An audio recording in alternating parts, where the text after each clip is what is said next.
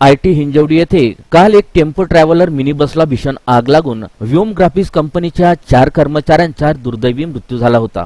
या प्रकरणात आता एक अतिशय धक्कादायक माहिती समोर आली आहे। टेम्पो ट्रॅव्हलरला लागलेली आग ही अपघात नसून हा घातपात असल्याचा आता पोलीस तपासात उघड झाला आहे। टेम्पो ट्रॅव्हलरचा चालक जनार्दन हंबर्डीकर याने हा अपघात केल्याचं पोलीस तपासात उघडकीस आलं आहे। व्योम ग्राफिक्स कंपनीकडून दिवाळीत मिळालेल्या कमी मानधन त्याचबरोबर कंपनीच्या कर्मचाऱ्यांकडून मिळालेली अपमानास्पद वागणूक याचा बदला घेण्यासाठी वाहन चालक जनार्दन हंबर्डीकर याने बेंजामिन केमिकल आणि काही कापडी तुकड्यांचा वापर करून काडपेटीच्या साहाय्याने बसला आग लागून बाहेर उडी मारली असं तपासात उघड झालं आहे। व्योम ग्राफिक्स कंपनीमध्ये ग्राफिक्सचं काम केलं जातं आणि ग्राफिक्स मशीन पुसण्यासाठी बेंजामिन केमिकल वापरलं जातं। हेच बेंजामिन केमिकल जनार्दन हंबर्डीकर यांनी आपल्या कंपनीतून चोरून आणून ड्रायव्हर सीटच्या खाली ठेवलं आणि कर्मचाऱ्यांना घेऊन आल्यानंतर काही वेळानंतर आग लावून स्वतः गाडीतून बाहेर उडी मारत स्वतःचा जीव वाचवला।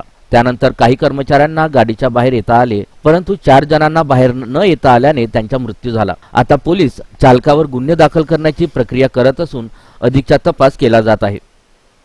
अजून निश्चित असं काही समजलेलं नाही आहे। प्रायमोपेसी हे जे लोक तो जो रोज घेऊन जात होता यांचं आणि त्या आरोपीचं जनार्दन हंबर्डीकर यांचे डिस्प्यूट्स होते हे आम्हाला प्रायमरीली समजलेलं आहे आणि पगार जो पेंडिंग होता याबाबत आता फर्दर इन्व्हेस्टिगेशन आम्ही कंपनीच्या टीमकडून अकाउंट ब्रांचकडून करू। अर्थात सर हा जो याची काय पार्श्वभूमी आहे का गुन्हेगारी किंवा काय? नाही, याची पार्श्वभूमी नाही आहे। मेंटली काही डिस्टर्ब वगैरे नाही, आता सध्या तरी आम्हाला काय असं दिसून आलं। सर हा परमनंट एम्प्लॉय होता की कॉन्ट्रॅक्ट एम्प्लॉय होता त्या कंपनीचा? ते व्हेरीफाय करून सांगतो। वाचले होते त्यापैकी गाडी म्हणजे आग लावताना वगैरे कोणी पाहिलं नाही, त्यांनी काही सांगितलं ते नाही सांगितलं। त्याने अचानक ब्रेक करून गाडी जी थांबवली आणि पटकन आगपेटी टाकली।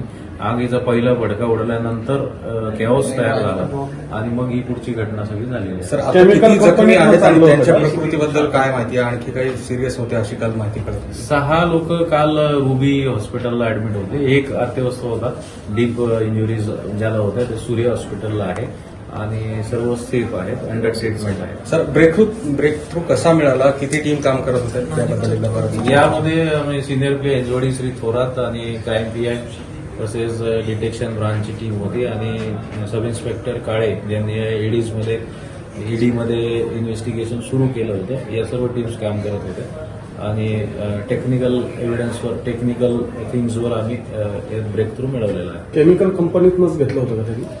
हो, बेन्झिन सोल्युशन केमिकल जे प्रिंटिंगमध्ये लागतं ते कंपनीतून त्यांनी आदल्या दिवशी 1 लिटर। सर त्याचे काही सीसीटीव्ही वगैरे आहेत का तिथून कंपनीमधून तो जेव्हा केमिकल वगैरे घेऊन निघतो असं काही त्याचे सीसीटीव्ही? मी व्हेरीफाय करतोय। तर तो मागचा डोर आहे, लोकांना बाहेर पडता येईल काही काळजी घेतली का? म्हणजे आधीच प्री प्लॅन करून ते इंट्रोगेट करतोय।